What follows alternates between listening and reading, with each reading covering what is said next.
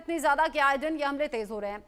Bansal sir, अब हर दिन खबर सामने आती है और जो बलूच संगठन है उनके जरिए ही ये वीडियोस जारी होते हैं और वो बड़े गर्व के साथ में बताते हैं कि लो उड़ा दिया काफिला, लो उड़ा दी पाकिस्तानी फौजियों की गाड़ी, और जो निकलकर भागते भी हैं इधर उधर उन्हें भी ढूंढ ढूंढ कर गोली मार दी जाती है। बलूचों का गुस्सा समझा जा सकता है क्योंकि वैसे भी पाकिस्तानी हुकूमत ने मजदूरों से ज्यादा कुछ समझा नहीं है बलूचों को, लेकिन अब ये जो टकराव है क्या किसी निर्णायक मोड़ पर जाएगा? ये जो दशकों की लड़ाई है क्या आगे भी चलती रहेगी क्या? नमस्कार रचना जी। देखिए, आपने बहुत अच्छे से रिपोर्ट बताई है। अब जो है ना, डेली जो ताकत बढ़ती जा रही है बलूचों की, जो बलोच लिबरेशन आर्मी है या बहुत सारे ग्रुप जो इकट्ठे हो गए हैं, वो इनको रोज जो इनके फौजियों को, देखिए बड़ी एक शर्म की बात यह है कि जो पाकिस्तान की फौज तो है, जो निर्दोष नागरिक हैं, बच्चे हैं, औरतें हैं बलूचों की, उनको उठाते हैं और वो फौजदार में लेके वहां पर उनको सताते हैं और मार के फेंक देते हैं। जबकि जो है बलूचिस्तान लिबरेशन आर्मी है, जितने भी विद्रोही ग्रुप हैं, वो इनके सैनिकों पर आक्रमण करते हैं। इनकी इतनी निकम्मी फौज है कि अपनी रक्षा भी नहीं कर सकती। दुनिया की रक्षा तो क्या करेगी। तो इससे इनका ये एक्सपोजर हो जाता है पाकिस्तान की फौज का कि ये बिल्कुल टोटली एक नाकाम निकम्मी फौज है और ये सिर्फ अपना बिजनेस करते हैं। अभी भारत से हारने के बाद में इन्होंने अपना बजट बढ़ा दिया, हर बार बजट बढ़ा देते हैं। मुनीर को जो है फील्ड मार्शल बन बैठा वो, क्योंकि उसने बड़े जुर्म किए हुए हैं, उसका नहीं तो कोर्ट मार्शल होना था। तो अब ऐसी स्थिति में ये पूरा एकदम नजर आ गया है कि जब ये बलूचिस्तान लिबरेशन आर्मी से नहीं निपट सकते तो ये किसी से, भारत जैसी फौज से कैसे निपटेंगे? Number one.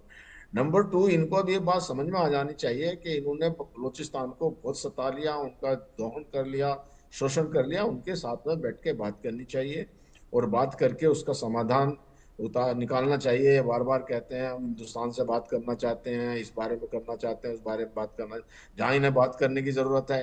भाई इंडिया ने तो क्लियर कट कह दिया कि हमें पीओके पे बात करनी है और टर्नल पे बात करनी है, हम तो उसके लिए। लेकिन जो ये सता रहे हैं और जो उनके लोगों को टॉर्चर कर रहे हैं बलूचिस्तान को, तो ये पाकिस्तान की बिल्कुल एक निकम्मी फौज जो है ये सब कुछ करा रही है और ये अपने आप को सेफ नहीं कर सकते। और इनके ऊपर में जो है अभी इनकी जनता इनके पीछे पड़ गई है। जो जो प्रेसिडेंट जरदारी है, उनकी बेटी को जो है वो शायद सिंध में गई थी तो वहां पर उनकी गाड़ी के ऊपर में अटैक किया। तो अब जनता में, बलोच में नहीं पूरे पाकिस्तान की जनता में विद्रोह और अशांति और बुरा हाल है, क्योंकि वहां की जो ये फौज है सारा पैसा जो खा जाती है और भ्रष्टाचार और चोरी ज्यादा करती है।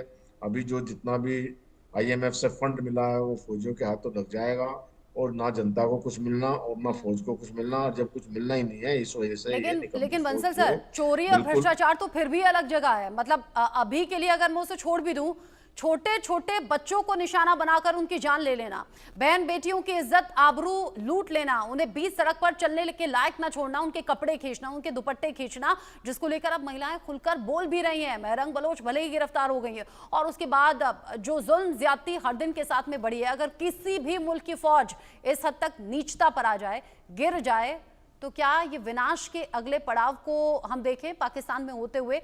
पाकिस्तान क्या खुद से अपनी विनाश लीला लिख रहा है? बिल्कुल लिख रहा है, तभी तो इनके फौजियों पे अटैक हो रहा है ना। हालांकि ये मिस इन्फॉर्मेशन देते हैं, लेकिन ये बलोच के जो विद्रोही ग्रुप हैं, जो स्वतंत्रता सेनानी कहेंगे उनको, वो जो वो कर रहे हैं, तो इनके फौजियों को जो इनके ऊपर जुर्म कर रहे हैं उनको मार रहे हैं।